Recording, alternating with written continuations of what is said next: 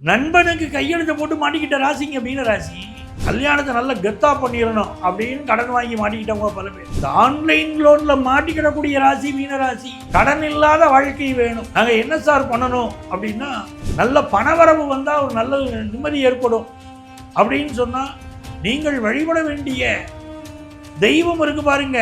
உலகெங்கும் வாழும் ஆன்மீகம் டாக்ஸ் நேயர்களே, என் நெஞ்சம் நிறைந்த அன்பர்களே, உங்கள் அத்துணை பேருக்கும் உங்கள் ஆத்மார்த்த ஜோதிடர் நங்கநல்லூர் டாக்டர் பஞ்சநாதனின் இனிய வணக்கங்கள், வாழ்த்துக்கள். கடன்பட்டார் நெஞ்சம் போல கலங்கினான் இலங்கை வேந்தன்னு ராமாயணத்தில் ஒரு தனிப்பாடல் உண்டு. ராவணனே வருத்தப்பட்டாயா. எப்படி வருத்தப்பட்டான்? கடன் வாங்கினவங்களை போல வருத்தப்பட்டான் அப்படின்னு.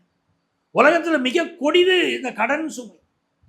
பல நல்ல மனிதர்களை நான் பார்க்குறேன். உங்கள் ராசியில் திட்டமிட்டு உழைக்கிறீங்க, வாழ்க்கையில் முன்னேறணும்னு நினைக்கிறீங்க, ஆனால் கடன் சுமையில் மாட்டிட்டேன் சார், இந்த கடன் சுமை என்னை போட்டு வாட்டி எடுக்குதுங்கிறீங்க. இதுக்கு என்ன தீர்வு? நம்ம ராசிக்கு இதனால தான் கடன் வாங்குவோம்னு சில அமைப்புகள் இருக்கு.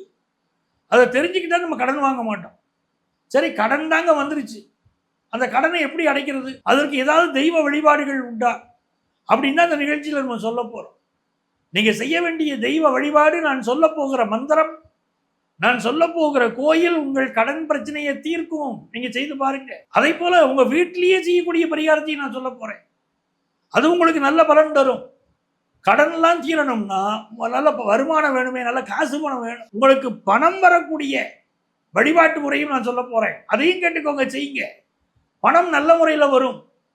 வாழ்க்கையில் அடைக்க முடியாத கடனால் வாழ்க்கையை தொலைத்தவர்கள் பல பேர். அப்படிங்கிறதுனால நிறைய தோழர்கள், நிறைய கஸ்டமர்ஸ் இந்த கடன் சுமையை பற்றி சொல்கிறீங்க, எங்களால் தாங்கவே முடியல சார் அப்படிங்கிறீங்க. உங்களுக்காகத்தான் இந்த பதிவு. என் அன்பான மீனராசி நேயர்களே, மீனராசிக்காரங்களுக்கு பாருங்க, எந்த ஒரு விஷயத்திலுமே நல்ல பொறுப்பான மனிதர்கள், பிறருக்கு உதவக்கூடிய மனிதர்கள். இப்போ மீனராசிக்காரர் உங்கள் நண்பராக இருக்கிறார், வங்கித்துறையில் பணியாற்றுகிறார். நீங்கள் அவர்கிட்ட போய் நீங்கள் ஒரு கேரண்டர் கையெழுத்து போடணும்னு கேளுங்க. உங்களுக்கு நெருங்கிய நண்பர், உயிர் நண்பர் தான். கேரண்டர் கையெழுத்து போடும்போது ஒரு யோசிச்சு தான் கையெழுத்து போடுவார். ஏன்னா மீனராசி அப்படி பல முறை பாதிக்கப்பட்டிருக்கும். நண்பனுக்கு கையெழுத்து போட்டு மாட்டிக்கிட்ட ராசிங்க மீனராசி. உயிர் நண்பன். அவன் ஒரு வீடு வாங்கினான், அவன் கண்டிப்பா ஏமாத்த மாட்டான், நமக்கு தெரியும். அவன் போய் லோனுக்கு ட்ரை பண்றான், நீங்க போய் கையெழுத்து போடுறீங்க. கையெழுத்து போட்டுட்டு கொஞ்ச நாள் நண்பனால கட்ட முடியல, நல்ல நண்பன் தான் கட்ட முடியல, கையில பணம் இல்லை, மஞ்சள் கடுதாசி கூட கொடுத்துருவான் போல இருக்கு. அவன் நிலைமை அப்படி இருக்கு. பேங்க் யாரை போய் கழுத்து நெரிக்கும்? கேரண்டார் கையெழுத்து போட்ட உங்களை தான் பிடிக்குது, நீங்க ஏன் பொறுப்புங்க. அப்படி பல மீனராசிக்காரங்க மாட்டிக்கிட்டீங்க. அந்த அனுபவத்தால் தான் கையெழுத்து போட மாட்டேங்கிறீங்க. அப்படிப்பட்ட அமைப்பு. பல பேர் திருமணத்துக்கு கடன் வாங்கியிருப்பாங்க. மீனராசிக்காரங்க திருமணத்துக்கு கடன் வாங்கி கல்யாணத்தை நல்ல கெத்தா பண்ணிடணும் அப்படின்னு கடன் வாங்கி மாட்டிக்கிட்டவங்க பல பேர். மீனராசிக்காரங்களால் எதிர்ப்புகளை சமாளிக்க முடியாது.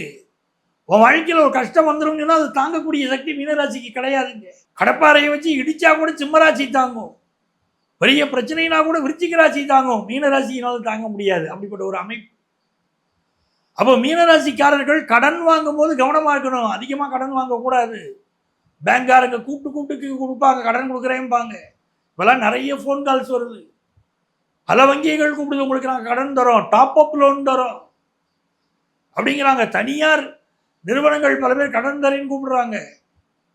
கடன் தரேன்னு சொன்னால் அதை மாட்டிக்கிடுவீங்க. நீங்கள் முறையான நிறுவனங்களை கடன் வாங்குவது நல்லதுங்க. மீனராசிக்கு பல பேர் என்ன பண்ணுறாங்கன்னா ஆன்லைன் லோன் வாங்குறாங்க. இந்த ஆன்லைன் லோனில் மாட்டிக்கிடக்கூடிய ராசி மீனராசி. மீனராசிக்கு 7ஆம் இடத்தின் அதிபதி புதன். இந்த டிஜிட்டல் அரெஸ்ட்டு, ஆன்லைன் மோசடி, இதிலெல்லாம் மாட்டிக்கக்கூடிய ராசிகளில் மிக முக்கியமான ராசியாக மீனராசி இருக்கு. மீனராசியிலேயே புதன் பகவானுடைய நட்சத்திரம் ரேவதி நட்சத்திரம் இருக்கு. இவங்கெல்லாம் ரொம்ப பாதிக்கப்படுறாங்க ஆன்லைன் மோசடியில். அதுக்காக நிறைய கடன் வாங்குறாங்க. வாங்கின கடனை அடைக்கிறதுக்காக ஆன்லைனில் ஒரு லோன் வாங்கிட்டு அந்த லோனை கட்டலைன்னா உன்னை அசிங்கப்படுத்திடுவேன், உன்னை பற்றி உன் பர்சனல் விஷயங்களை, இல்லாத விஷயங்கள் கூட இருக்கிறதா அசிங்கப்படுத்திடுவேன் அப்படின்னு ஆன்லைன் மோசடி பண்ணவர்கள் சொல்கிறாங்க பாருங்க. அதுக்கு பயந்துக்கிட்டு நிறைய கடன் வாங்கி போட்டு, கடன் வாங்கி கட்டுறேன்னு சொல்லி கட்ட அவன் இன்னும் வட்டி கூடுதுன்னு சொல்லி கடன் அதிகமாக போனவங்க பல மீனராசிக்காரங்க. இவ்வளோ ஏங்க சூதாட்ட செயலிகளில் மாட்டிக்கிட்டு கடன் பட்டவர்கள் மீனராசிக்காரங்க. நிறைய அன்பர்கள் சூதாட்ட செயலிகளில் கடன்பட்டு மாட்டியவர்கள். இன்னும் பல பேர் என்ன சொல்றாங்க தெரியுமா? மீனராசிக்காரங்க ஷேர் மார்க்கெட்டு சார், ஒரு நல்ல நிறுவனம் நல்லா சொன்னாங்க, எங்கள்கிட்ட பணம் போடுங்க நாங்கள் பெருக்கி காட்டுறோம் அப்படின்னாங்க. சொன்னபடி செய்தெல்லாம் காட்டினாங்க சார். ஆனால் அடுத்தடுத்து பணம் போட்டுக்கிட்டு இருக்கும்போது பணம் போடுங்க, இன்னும் பணம் போடுங்க பெருகும், இன்னும் பணம் போடுங்க பெருகுங்கிறாங்க. ஒரு கட்டத்தில் பணத்தை எடுக்கணும் போனேன் சார், எடுக்க முடியலை. இன்னும் பணம் போட்டால் அவங்க ஷேரில் நல்லா பெருகுங்கிறாங்க. நான் கடன் வாங்கி ஷேருக்கு போட்டேன் சார்னு. தயவு செய்து மீனராசிக்காரர்கள் எந்த ஒரு இன்வெஸ்ட்மெண்ட்டில் கூட எச்சரிக்கையாக இருக்கணும். கடன் வாங்கி போடக்கூடாது. ஷேர் மார்க்கெட்டில் பணம் போடுவது அதிலெல்லாம் நீங்கள் ரொம்ப கவனமாக தான் பணம் போடணும். டிஜிட்டல் மோசடியில் மாட்டிக்கொள்ளக்கூடிய ராசி மீனராசி. அந்த மாதிரி விஷயங்களுக்காக கடன்பட்ட ராசி மீனராசி, அதை புரிஞ்சுக்கோங்க. அதே போல பல பேர் மருத்துவத்திற்காக கடன்பட்ட இருக்காங்க. மீனராசிக்காரங்க பல பேர் மருத்துவ செலவுகளுக்காக கடன்பட்டு மாட்டிக்கொண்டவர்கள் பல பேர். அட்டமாதிபதி சுக்கிரன். கடன் எப்படி வருது? ஒரு காரை வாங்கிட்டு டியூ கட்ட முடியாம காரும் போய் கடனும் பெருகி மாட்டிக்கிட்டவங்க பல பேர். அப்படி நிறைய பிரச்சனை இருக்கு. அப்புறம் நீங்க ரொம்ப கவனமா இருந்த கடனும். மீனராசிக்காரங்க உஷாரா இருக்கணும். பல்வேறு வகையில கடன் வந்து மாட்டுது. கடன் இல்லாத வாழ்க்கை வேணும். நாங்க என்ன சார் பண்ணணும் அப்படின்னா, ராஜராஜேஸ்வரி வழிபாடு செய்யணும். மீனராசிக்காரர்கள் ராஜராஜேஸ்வரி வழிபாடு செய்யணும். ராஜராஜேஸ்வரி அம்மனுக்கு செவ்வாய்க்கிழமை வெள்ளிக்கிழமைகளில் நீங்கள் போய் அந்த அம்மனுக்கு உங்கள் பேரில் அர்ச்சனை பண்ணணும். முடிந்தவரை குங்கும அர்ச்சனையாக பண்ணணும்.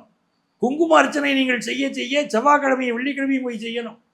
அப்படி குங்கும அர்ச்சனை நீங்கள் செய்துவிட்டு வந்தால் அந்த கோயிலில் கொடுக்கக்கூடிய கற்கண்டு, கோயிலில் கற்கண்டு கொடுக்கலையா, என்ன பிரசாதம், நீங்கள் வாழைப்பழம் வெத்தலை பாக்கு இதெல்லாம் வச்சுக்கிட்டு தான் அர்ச்சனைக்கு போயிருப்பீங்க.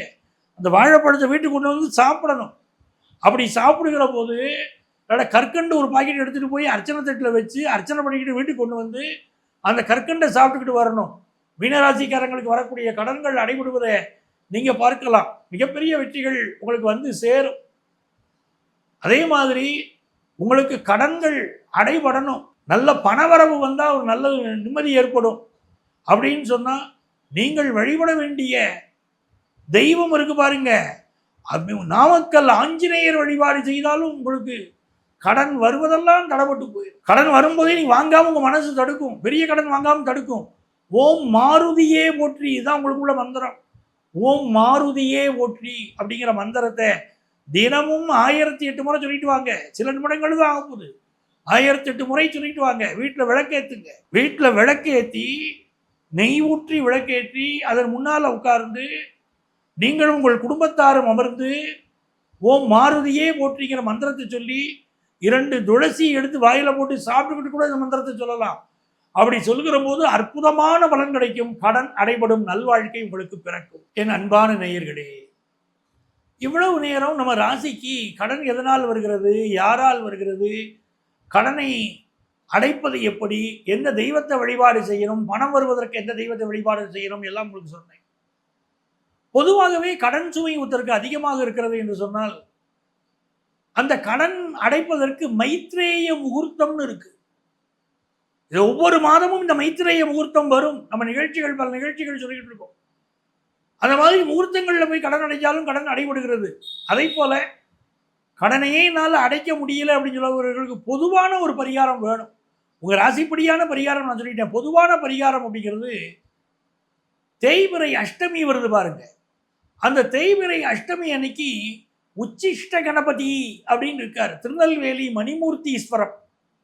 திருநெல்வேலி மணிமூர்த்தி ஈஸ்வரத்தில் உச்சிஷ்ட கணபதி இருக்கிறார். அஷ்டமி அன்றைக்கு அவரை சென்று வழிபாடு செய்யுங்கள். கடன் சுமை குறைகிறது. வீட்டுக்கு பக்கத்தில் பைரவர் இருப்பார். அஷ்டமி அன்றைக்கு புனுகு சார்த்தி வழிபாடு செய்யுங்க. பைரவருக்கு புனுகு சாத்துங்கள், வழிபாடு செய்யுங்கள். இல்லாட்டி ஜவ்வாது சாத்தி வழிபாடு செய்யுங்கள். அப்படி வழிபாடு செய்கிற போது கடன் சுமை வேகமாக குறையும். இதெல்லாம் நீங்க செய்து பார்க்கலாம். அப்ப கடனால் வரக்கூடிய வாழ்க்கை இழந்த பலருடைய விஷயங்கள் நம்ம பார்க்கிறோம். அந்த லிஸ்ட்ல நாம வராமல் இருக்கிறதுக்கு தான் நீங்க என்ன பண்ணணும் அப்படின்னு உங்களுக்கு நான் சொல்லியிருக்கேன். நீங்க இதை செய்து பாருங்கள். வீட்டினால கடன் வந்திருந்தாலும் சரி, எதனால கடன் வந்திருந்தாலும் உங்களுக்கு நான் சொன்ன தெய்வீக வழிபாடுகள் உங்களை காப்பாற்றும். அதை செய்து பாருங்க. என அருமை நேயர்களே, இங்க நான் சொல்லியிருக்கிறது எல்லாமே பொதுவான ராசிகளின் அடிப்படையில் பலன் சொல்லிட்டேன். ஆனால் மனிதருக்கு மனிதம் ஜாதகம் வித்தியாசப்படுது, அவங்கவுங்களுடைய லக்னம் கிரக அமைப்புகள் வித்தியாசப்படுது. நம்ம பிறந்த நேரத்தை வச்சுக்கிட்டு தான் நம்முடைய தலைவிதி எழுதப்படுகிறது. ஒரு சிலருக்கு கடன் ரொம்ப அதிகமாக இருக்கு, ஒரு சிலருக்கு கடன் இல்லாத வாழ்க்கை வாழறாங்க. உங்களுக்கும் கடன் இல்லாத வாழ்க்கை வேண்டுமா? உங்கள் கடன்லேருந்து நீங்கள் முழுமையாக விடுபட வேண்டுமா? உங்கள் சொந்த ஜாதகத்தை பார்க்கணும். அதனுடைய கிரக அமைப்புகளை பொறுத்து அதனுடைய பரிகாரங்கள் செய்கிற போது கடன் அமைப்பிலிருந்து நீங்கள் விடுபட்டு நிம்மதியாக நீங்கள் வெளிவர முடியும். அப்படி உங்களுக்கு ஜோதிட ஆலோசனை தேவைப்பட்டால் எங்களை நீங்கள் தொடர்பு கொள்ளலாம். சென்னையில் டி நகர்லையும் நங்கநல்லூர்லையும் நம்ம ஆஃபீஸ் இருக்குது. ப்ரியர் அப்பாயின்மெண்ட் வாங்கிட்டு சந்திக்கலாம். நேரில் வர முடியாதவர்களுக்கு ஆன்லைன் கன்சல்டேஷனும் உண்டு. இங்கே இருக்கக்கூடிய எங்களுடைய எண்ணை தொடர்பு கொண்டு வாட்ஸ்அப் நம்பர் இதே தான். இதுலேயும் உங்களுடைய பெயரும் தற்போது நீங்கள் வசிக்கக்கூடிய ஊரின் பெயரையும் குறிப்பிட்டு ஆன்லைன் கன்சல்டேஷன் வேணும் கேட்டிங்கன்னா எங்கள் ஆஃபீஸில் உங்களை காண்டாக்ட் பண்ணி அப்பாயின்மெண்ட் டீட்டெயில்ஸ் தருவாங்க. உங்கள் கடன் சுமை தீர, உங்கள் வாழ்க்கை நன்றாக இருக்க வழிகாட்ட நான் காத்திருக்கிறேன். உங்கள் ஆத்மார்த்த ஜோதிடர் பேராசிரியர் டாக்டர் நங்கநல்லூர் பஞ்சநாதன்.